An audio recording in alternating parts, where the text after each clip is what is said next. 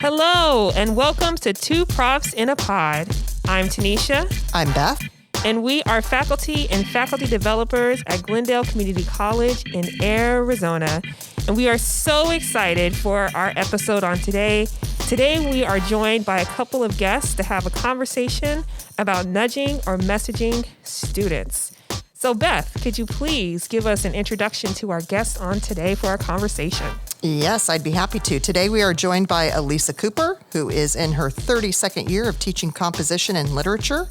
She teaches here at Glendale Community College. Her doctorate is in instructional technology and distance education.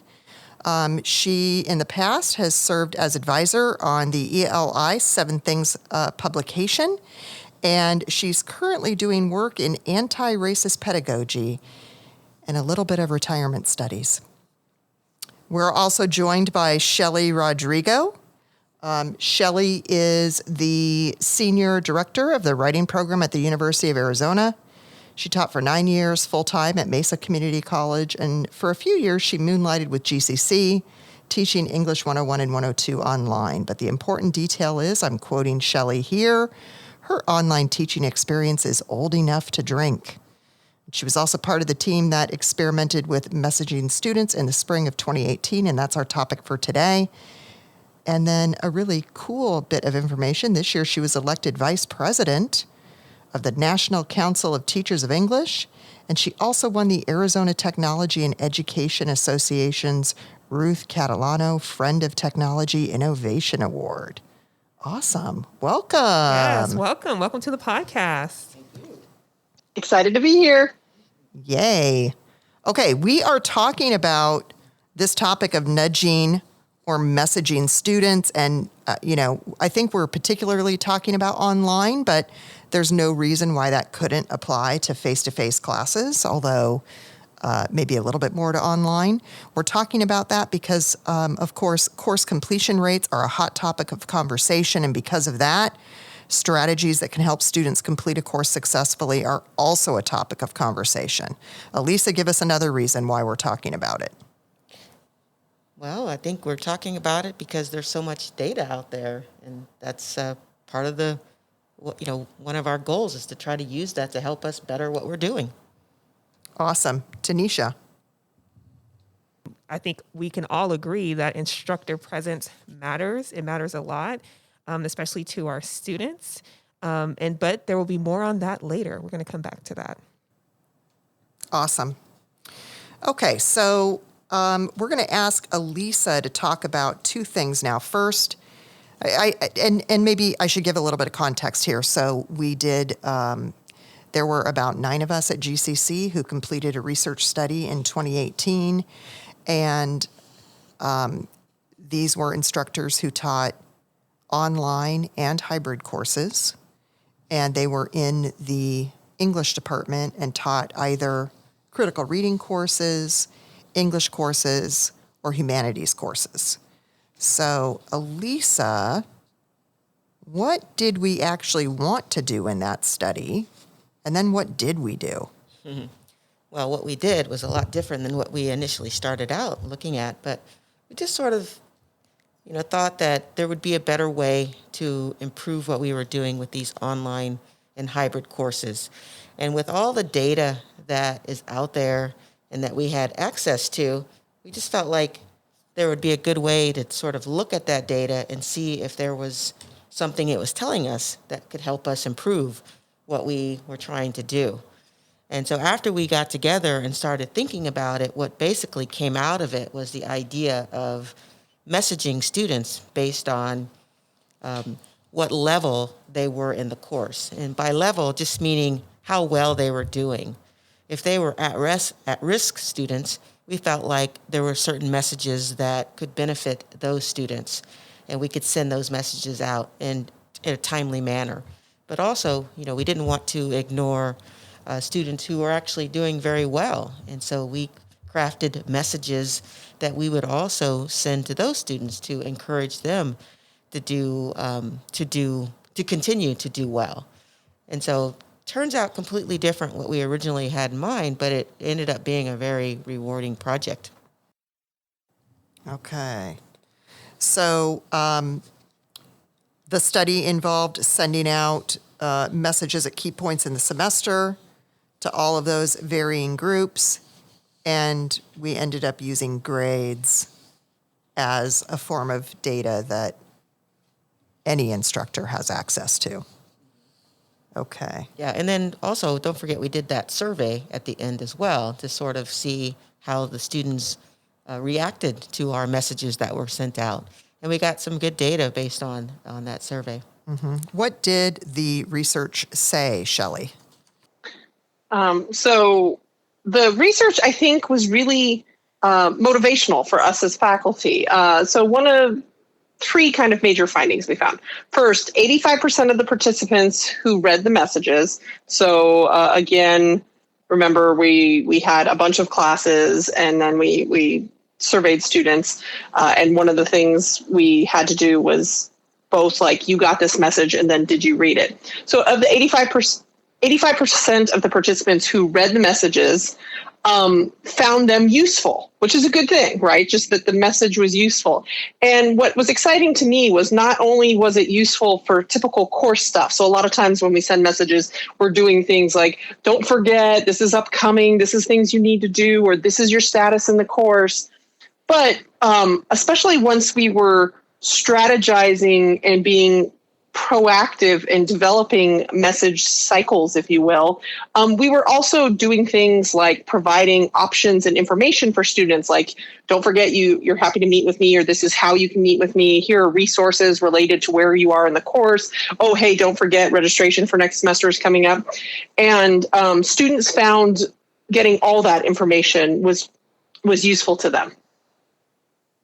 Next, of the students who we asked if messages were useful, and we asked if they were meaningful. Meaningful was a little trickier to get at, and we qualitatively coded that, and we got to where students talked about being encouraged, and students talked about being appreciated.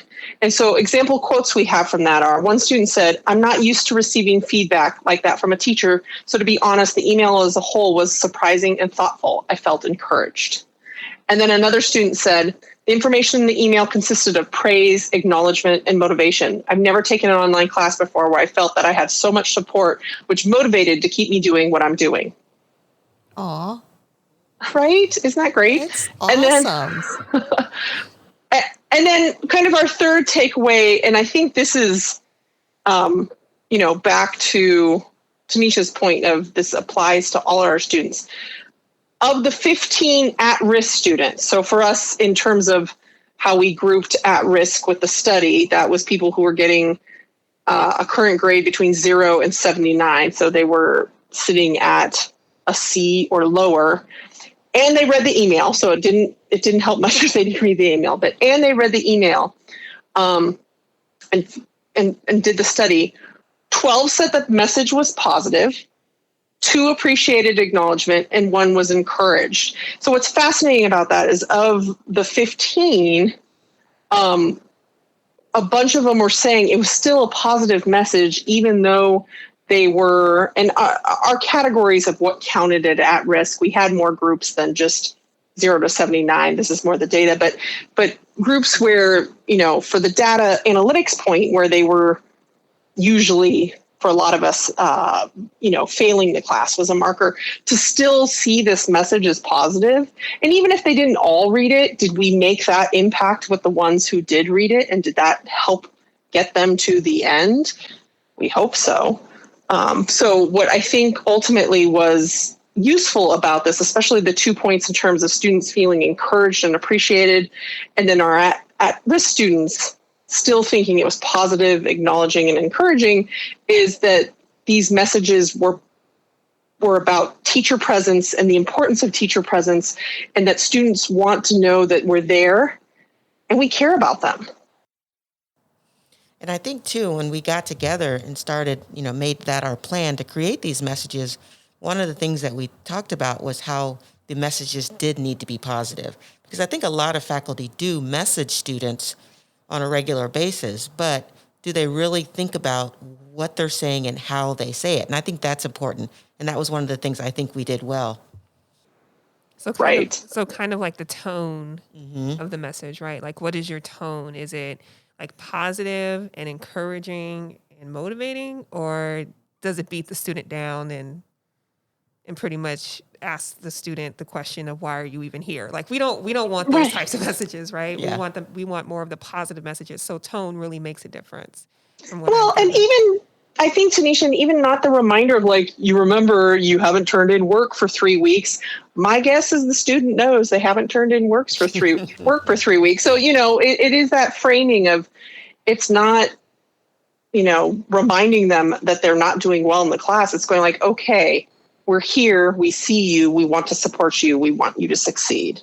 Let's go from there. So maybe an example of that, like instead of saying you've been missing assignments for 3 weeks, you can mention that, but also say, if you need anything or if you need help or support or resources, I'm here. If you need it, I'm here to support you. I'm here to help you. Like tagging that onto the message of you've been missing assignments for 3 weeks would really make a difference, right? And I know at least for me, it went even a step further. Once I found myself doing this, I would realize, and this is where sometimes it became overwhelming because it needed to be personalized, but then it'd be like, okay, you've been missing assignments for 3 weeks. If you don't have time to make them all up, here are the 3 major ones that will get you caught up so you can keep going with the class. Again, so not just you're behind, but here's a strategy to get back on track besides just do everything. Right, right. And that's very helpful, especially to our students. And like I said, it's I myself said when we started doing this, I said, well, I already do that. I thought I already, send out messages to my students. But it really took me, a few minutes or a few days to sort of grasp the idea that I have to be kinder. Not that I was mean or harsh, but I was like Shelley was saying, or your example, you've been absent 3 weeks and you haven't turned anything and, I have to drop you if you don't submit your work. That turned into a completely different message that I think was just as effective or not effective, just like it would have been with the previous message. So anyone can change their way of doing it, even if you think you're doing this right now. Right. One of the things we talk about too in this segment is, so how do we do that? How do we get it done? How do we take on something like this ourselves in our own classes? Well, and we've all done it, so we could just kind of go through and talk a little bit about that. We will be sharing some links in the show notes.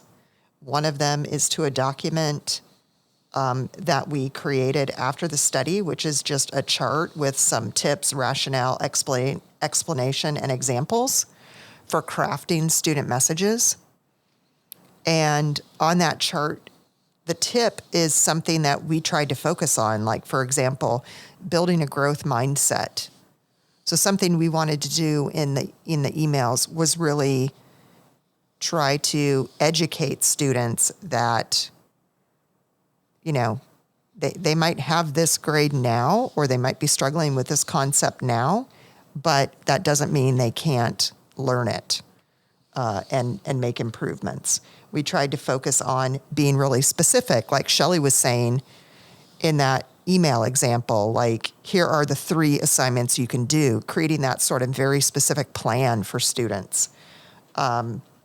We also tried to focus on using social cues to show instructor presence and engagement by using greetings and using the students' names in the emails. And then also, and this one's really important, I think, for instructor presence, and that is using our own voice in those nudges and messages. So really being ourselves. So even though we shared examples with each other, if I had a meme in one of my emails for students that was, kind of lightly humorous, it might not have been appropriate for another one of my colleagues to borrow that, because that might not be something that he or she would include normally as part of their own personality in a message to students. So definitely instructors using their own voice is really important. Alisa, Beth, Oh, Beth, sorry, this is Shelley. I want to jump in on back to the emphasis on build your growth mindset. Yeah. I think a lot of our students in a lot of our classes already have ideas about themselves. So for us, a lot of us were teaching reading and writing, and we definitely know students come to our classes already believing certain things about their reading and writing. But even our students have beliefs about who they are as learners. I'm not a good student. I can't do this. I've always struggled with math, whatever it may be. And what I really thought was important about us focusing on the growth mindset was also just trying to get students away from, there is not something that is inherently about you that makes this that you can or cannot do it. With time, work, dedication, and my support as an instructor, you will learn this. You will grow. Mm-hmm. Thank you. Sorry for jumping in. No, I was going to call on you anyway.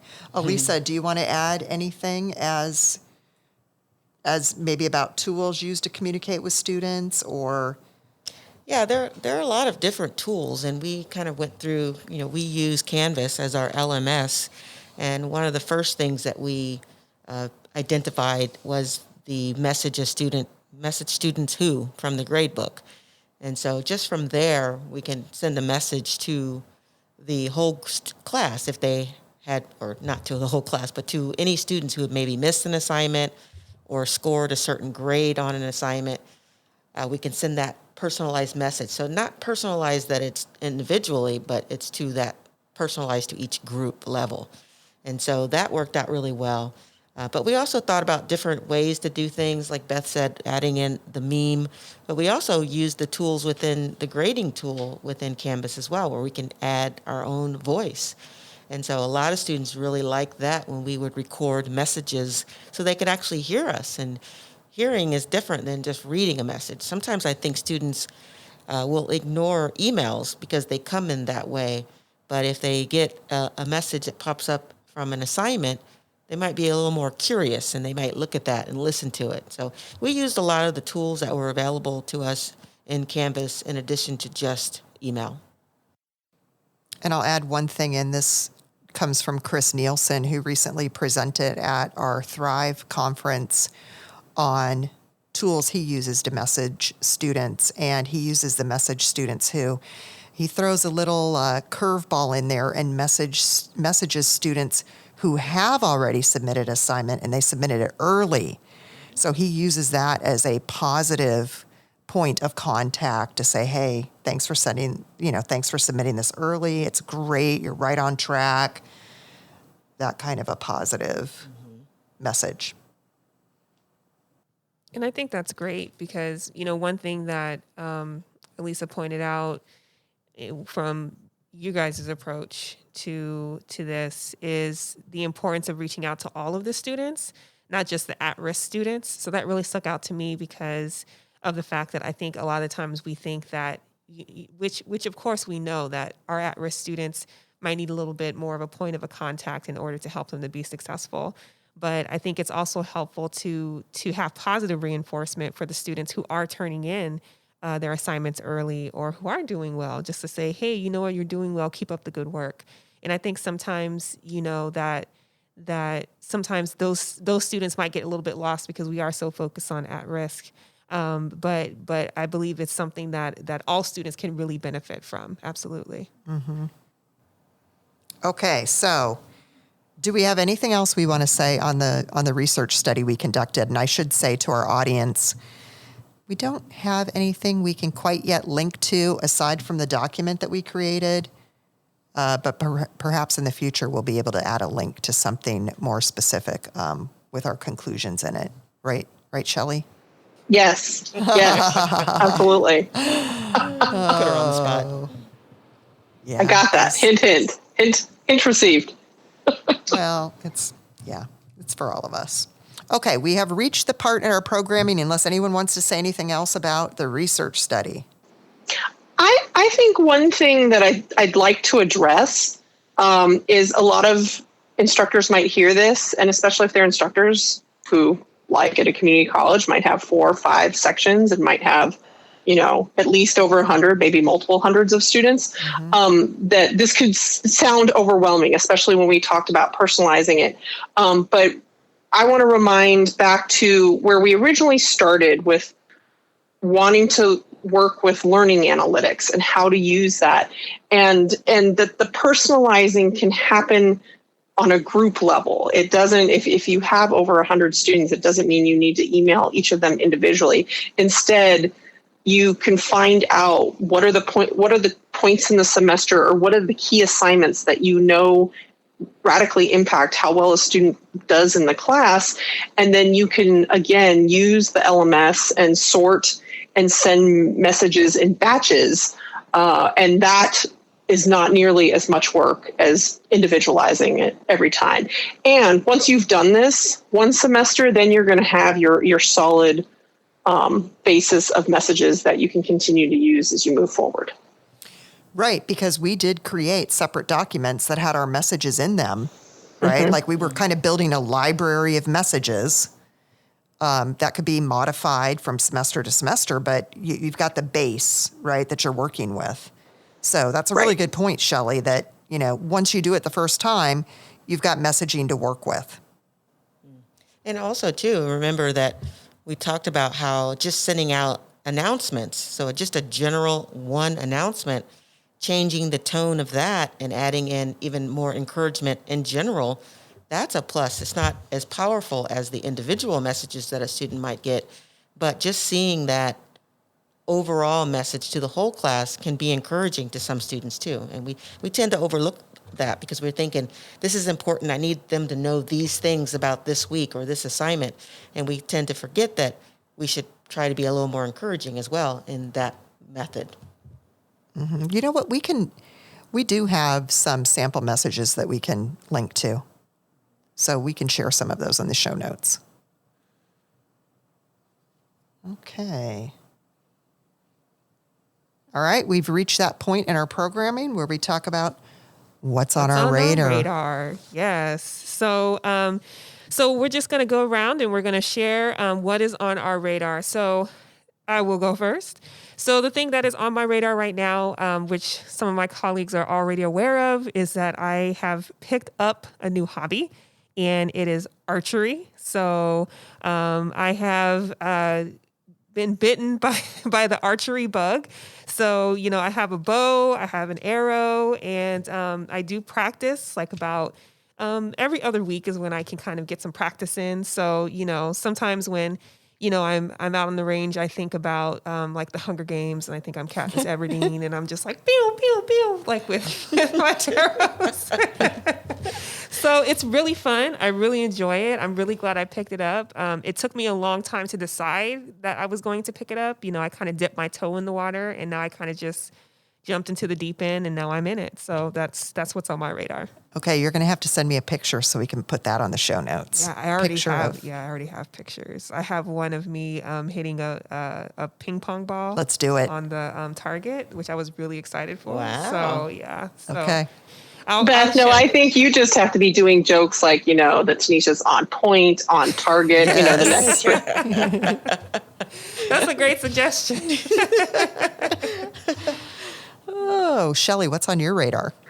Oh, I have sabbatical this spring. I'm so excited. I have so much data from so many things, including the study we just talked about. So I'm actually very excited about writing up and working with the group to finally send out for review and hopeful publication all the great work we did with this project. That's great. Congrats on getting the sabbatical. So excited. So excited. I am looking forward to the Arizona Treasure Hunt on November 13th, something that I'm pretty sure maybe 2 or 3 years ago I was looking forward to this exact same thing in the On the Radar segment. So nothing like traipsing through the desert looking for clues and speeding around in a soccer van with my team.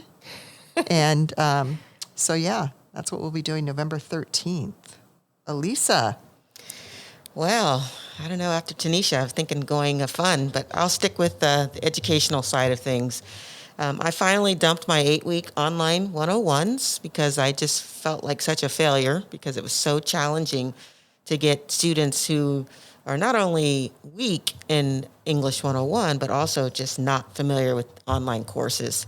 So we didn't dump them completely, but I am going to teach a 12-week version of that course in the spring, and I'm redesigning it to add in some of my anti-racist pedagogy and just make it sort of a really fun and good experience for students. So they'll have a little bit more time to be successful, but it'll also, let them experience the real world that we live in today.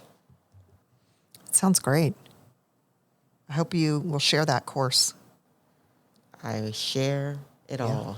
I'd love to look at it. Yeah. Absolutely.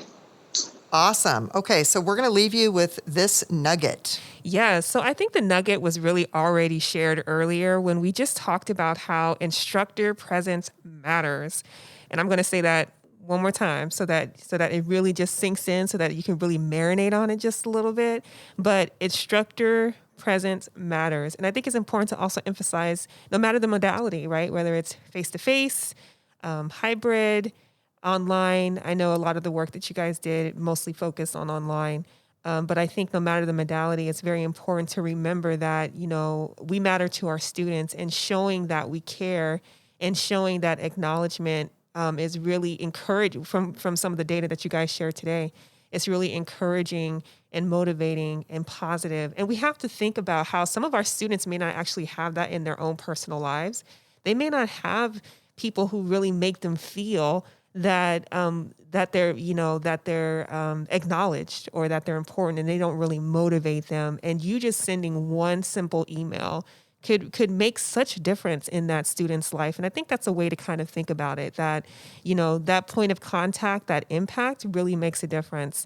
And so if anything, I know I just said quite a bit, but if there's anything that you remember, just remember the 3 words that instructor presence matters. You matter to our students. And that's the nugget. Great nugget. Special thanks today to our guests, Alisa and Shelley. Thank you so much for joining us. It's great having you here. Great hearing you and seeing you. And once again, as a reminder, I'm Tenisha. I'm Beth. I'm Alisa. I'm Shelley. And thank you so much for joining us on today. We are really excited that you joined us, and we hope that you will join us again for our next episode on 2 Profs in a Pod. If you enjoyed this conversation and want to join in, connect with us on Twitter. Follow @2profsinapod or leave a comment on our blog at 2profsinapod.blogspot.com. Remember, spell out the number 2. Other ways to show your support: subscribe in your favorite podcast app, write a review on Apple Podcasts, or tell your colleagues about the show. 2 Profs in a Pod is hosted by Beth Ayers, English faculty, and Tenisha Baca, communication faculty. The podcast is edited by Cheryl Colin, instructional developer, and is brought to you by the Center for Teaching, Learning, and Engagement at Glendale Community College in Arizona.